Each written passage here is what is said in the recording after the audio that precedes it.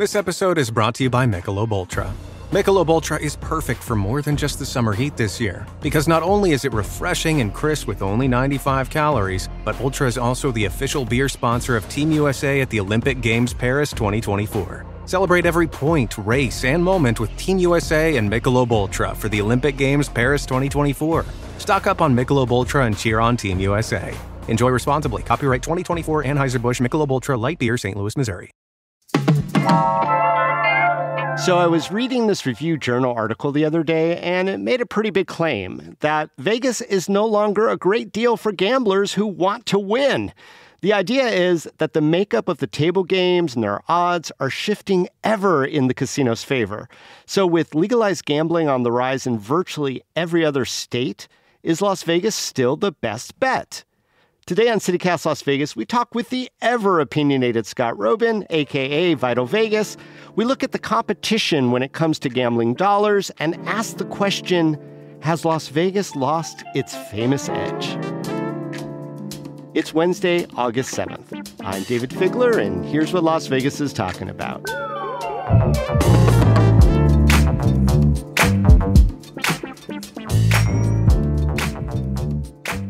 All right, Scott, I'm assuming you read the article in the RJ, and I'm wondering, did they frame it right? Has Las Vegas become a bad deal for gamblers? Well, it is a complicated question, of course. I was very excited to see the Las Vegas Review Journal talking about it. Probably 6 years late or 6 years into the conversation, but very proud of them for keeping their finger on the pulse of the gaming industry. Better late than never if it's an important topic, which it is. It is. I was going back through my blog posts, and in 2016, I wrote a story about 000 roulette at the Venetian and how this was going to be the first step in what was inevitably going to be making games worse for players, blah, blah, blah. I've taken advantage of several waves related to this. Of every time there's a new outrage, 6 to 5 blackjack would be one of those, 000 roulette would be one of those. Kind of any change in the world of gambling, of course, is big news. These companies are for-profit companies. They, of course, are going to make their games as advantageous to themselves as possible. Yes, the famous house edge. Yes, the edge, and maybe some folks who listen to this podcast don't really know this, but the reason casinos win is they have a mathematical advantage over players. No matter what the game is, you almost never find a game that pays more than it takes in. People win all the time. It's a misconception that people always lose in Vegas. That's completely untrue. People win all the time. But over time, science and statistics beat emotion and, I guess, feels that this time it's going to be the big hit. Yes. And every time I sit down to play, this is the time. This is going to be the big one, no matter how much evidence I have to the contrary. Scott, we do have some non-gamblers, I imagine, who listen to this podcast, and you've thrown around some terms. 000 roulette, 6-5 versus 3-2 on blackjack. What do those specifically mean? I mean, maybe in the bigger picture, what are those connotating? Yeah, well, it's a way for the casino to give itself an additional bit of edge. But in roulette, in the old days, there was 0 roulette, which it's a fairly bad game, even with 1-0. Las Vegas really embraced 2 zeros. That's kind of American roulette.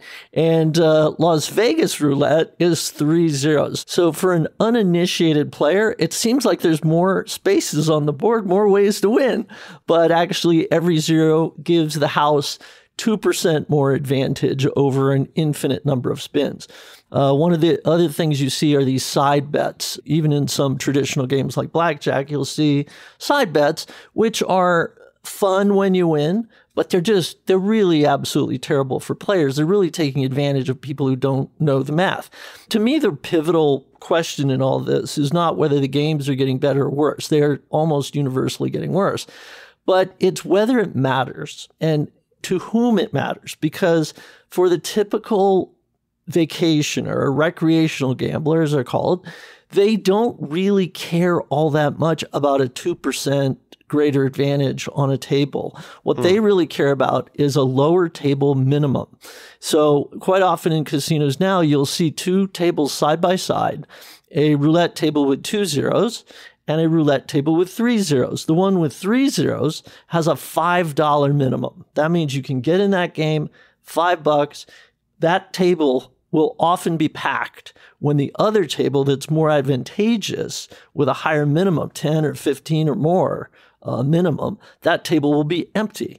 And that is because for somebody who's coming in and playing 20 minutes, they don't care. They're not going to leave their casino where they're staying or where they're eating or going to a show. They're not going to leave to go find a table that has a 2% better odds on that table. So the casinos, seeing this, know this, and why not put a terrible game like the Big Six wheel out in front where everybody can see it when they're coming in, and they're kind of bamboozled because they're in Vegas. Yeah, and it's a big wheel. It's a giant big wheel. And it's simple to understand. You put your money down. If it hits your number, you win.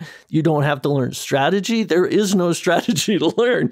No. You don't have to learn. You're not going to read a book about it. You're not trying to make your living from gambling. So the people who complain the most tend to be the people who gamble the most. They're very knowledgeable. Good for them. But they're still going to lose. It's still gambling. You just lose less. over the period of time. That's right. So what I'm gathering, Scott, is that there's basically two groups of people very generically. The unsophisticated, we're just here to have fun, and then the advantage gambler. Is it fair to say that these advantage gamblers are kind of similar to the points travel obsessives out there, who only go to the airline or use the credit card that's going to give them the best? These are the gamblers that are maximizing every penny in the system? That's exactly right.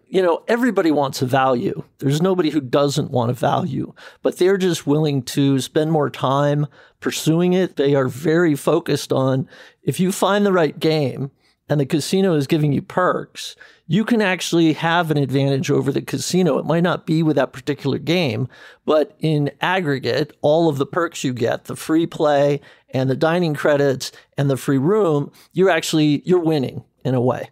My dad used to have the same complaint. And it was right around the time that players' cards became a really big thing. He used to go in, play craps for, God knows, 2-3 days without a break, and know that no matter when he came in, whether he was busted or flush, that they would give him a comp to feed his family if he needed it. Then came the day when they said, well, you didn't play enough today, Meyer. Come back when you play at the levels that our analytics say we're going to give you. And that was way back when. That was over 20 years ago.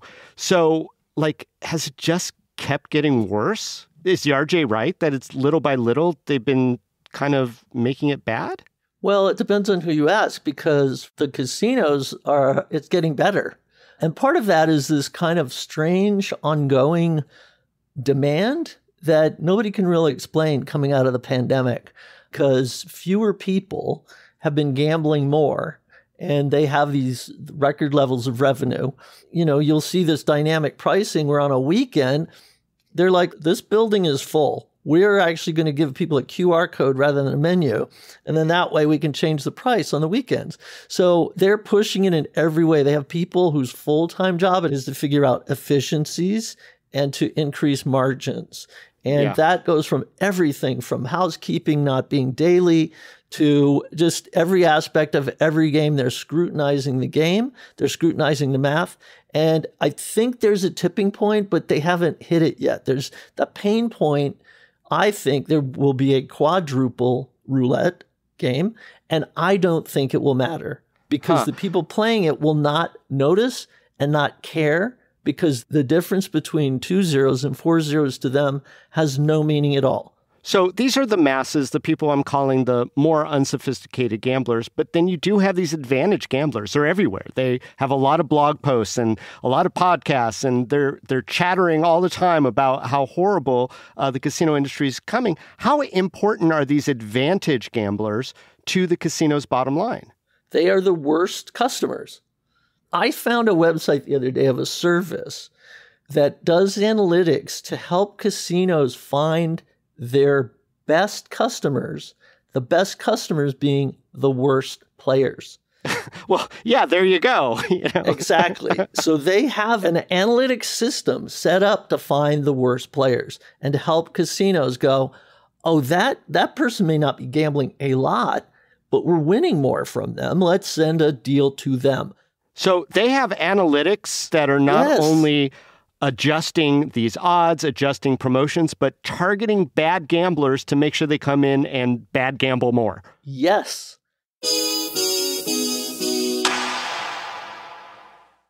Ryan Reynolds here from Mint Mobile. With the price of just about everything going up during inflation, we thought we'd bring our prices down. So to help us, we brought in a reverse auctioneer, which is apparently a thing. Mint Mobile Unlimited Premium Wireless. How to get 30, 30, bit to get 30, bit to get 20, 20, 20, bit to get 20, 20, bit to get 15, 15, 15, 15, just $15 a month? Sold! Give it a try at mintmobile.com/switch. $45 up front for 3 months plus taxes and fees. Promo rate for new customers for limited time. Unlimited more than 40 gigabytes per month. Slows full terms at mintmobile.com.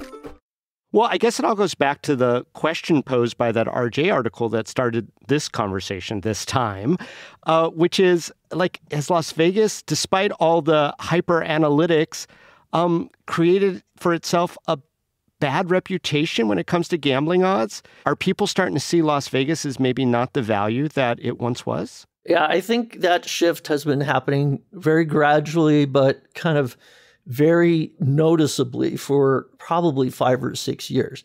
And that shift in perception of value has actually been reinforced by the heads of the casinos. The head of Caesars actually, during one earnings call, I believe, said they're pretty much focusing on the best players and pushing out the low-end visitor. When I heard those words being spoken out loud, I'm like, isn't that something everybody should just keep on the down low? In the casino business? Like, why would you say that out loud? Because you have a lot of rooms to fill. And if you just were going for your highest tier players, you'd have a lot of empty rooms. But he said it, and I think it's been pretty obvious to people, especially people who watch Vegas and the deals and the comps. They're even taking away perks for their best players, because Caesars used to have these Laurel lounges that were amazing. I qualified for like 6 months or something. Pretzels and food and wings. Pretzels, Scott, pretzels. No kidding. Well, they were high quality pretzels, but it was like food. It was almost like a mini buffet. Yeah. Well, they took the Laurel lounges away. These are the best players. And they took that away because there was a hard cost. And we're talking about margins here. So we're seeing that chipping away. There's definitely a feeling that Vegas isn't the value that it was. To me, people are comparing it to 10 years and 20 years ago, which is absurd because the world has changed. Sure. Things cost a different amount. These companies are focused on return to their shareholders. So it makes sense to get the margins as high as they possibly can. Well, on that point, and Scott, you also mentioned, record revenues year after year for the casinos. So in the short term, it does look like a lot of these measures, the odds adjustment, the promotion adjustments, et cetera, are turning big profits for the company. But I'm wondering your take on the long-term effects of this analytic-driven approach to gambling at casinos. I believe it's cyclical. I think we're going to see, we've already seen visitation flattening a bit. I think it's going to happen even more. You mentioned legal gambling across the country. I think that was a turning point for Vegas. A lot of folks are just gambling in their backyard, so they just aren't necessarily making the trip. So as business flattens out, casinos have to start competing again, and then we're going to see some of these things rolling back. I don't know that the games will change back to being more advantageous, but we're going to start seeing more freebies and perks. Let's hyper local focus then, because you do know what's going on in the Valley. Break it down for me, Scott. How does the Strip compare to downtown versus off-Strip for the gambler value that we're talking about? Yeah, it's interesting because locals are more discerning gamblers. So you will see a pretty good shift between the holds and the games themselves. It's not all that common to see a 000 roulette at a local's casino because a local will walk right on by. Those are some of the folks who notice those changes and notice the odds. And you'll never see a big 6-wheel at a local's casino. I mean, that's pretty telling. It's a different kind of customer. Those folks are, everybody's looking for a value, but that perspective is different because a local is there 3, 4, 5 times a week. There's fewer hijinks you can get away with. You also won't really see on the Strip like gravy boat giveaways or barbecue equipment being given away. It's just a very different mentality. So, the gaming regulators, they keep an eye on these odds, and you can see a pretty clear breakdown. The three areas would be like the Boulder Strip. That tends to be the most advantageous for players. Downtown tends to be better on table games, but recently has actually been shown to have a higher hold on slot machines than the Las Vegas Strip, which was an astonishing turn of events. That had to do with the mix of games because there was a lot of video poker downtown. They started taking out video poker, which tends to be more advantageous for players, and they started putting in kind of more recent penny slots, which are better for the casino. Yeah, the misnomer of penny slots, because I think there's nary a penny slot out there that doesn't cost at least 60, 75 cents a pull. Yeah, nobody's putting a penny in a penny slot, and they're the worst for players. So you see a ton of them on the Strip. They are the big moneymaker for the Strip. Downtown, they took out those video poker machines and started putting in more of those machines. So at some point, it flip-flopped. That downtown on the slots is actually tighter than the Strip. But on table games, you'll still find better values downtown. At the Plaza, it's one of the few single zero roulette games on the main casino floor. You'll find them pretty commonly in high limit rooms, but at the Plaza, they have the only one, and they use that as a marketing kind of selling point for that casino. And everybody who has 3-2 blackjack makes a big deal out of it, that it's not 6-5. Again, typical visitor doesn't care, but the people who know and who care and will make a decision on where they're going based on that, the casinos want people to know. Yeah. So it sounds like for the high roller rooms, or the high rollers, presumably, the advantage play isn't taking as drastic a hit as on the regular casino floor where the hoi polloi place their wagers. That's right.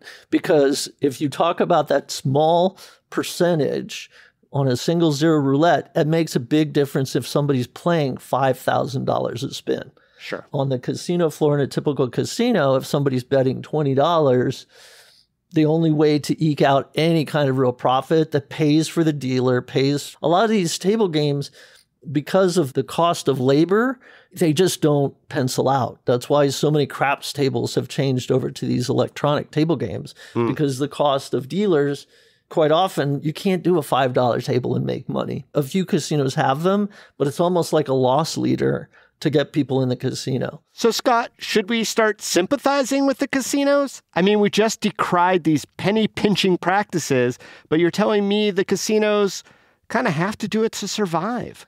That is the case. These are big corporate entities. They have to keep their shareholders happy. And the flip side of this is they have to make money to pay for shiny new things. Those things don't just magically appear. So every dollar you donate to that casino is going to end up being something bright and sparkly and new. So that's the only way I can really rationalize losing so much money. I think over time, I do hear from a lot of people who say they're changing their visitation schedule from 6 times a year to 3. And it's basically because they can't afford to do it more. So does that help Vegas, hurt Vegas? I think it hurts long term. But these giant casinos, these corporate casinos, they have quarterly financials that they have to address. And they have to, Caesars just sold the WSOP, a big brand for them. The World Series of Poker for people who don't know all the letters. Right, World Series of Poker for $500 million. Yeah. It costs them almost nothing to do this because they get to keep hosting the event for 20 years. Well, the reason they sold is $500 million added to your bottom line for that quarter. In this case, it would be $250. They get another $250 in 5 years, but that's a big boost to their bottom line. They have to make the shareholders happy. And that's not coming out of the pockets of players. So I love that because that means they can use that money to pay off debt. Vegas is stronger. Their company is stronger. So there's a lot of moving parts. And, there's self-interest. I would love to have single zero roulette tables all across the town. But that's just not practical. And casinos aren't some imagined just Neolithic thing. These are people. These are dealers. These are thousands of employees. So what's good for casinos is often good for the employees of those casinos, a huge part of our community, a huge part of the economic base of Las Vegas. So it's a complicated question. Whether a 6-5 blackjack game, who is it hurting? Who is it helping? It's nuance. Well, Scott Roeben, a.k.a. Vital Vegas, always a pleasure to get the unfiltered view on our city from you. Thanks for joining us on CityCast Vegas. Thanks for having me back. I love being on.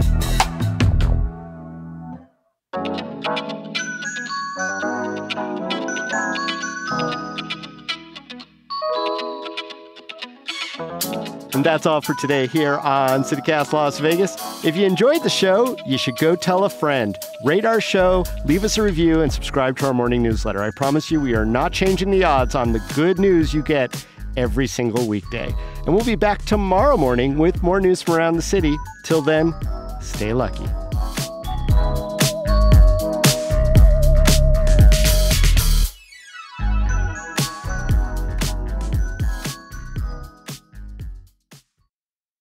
I'm not aware of places other than Las Vegas. There are other places. They just don't exist, and you're like a flat earther when it comes to other states and gambling. There's like no other places.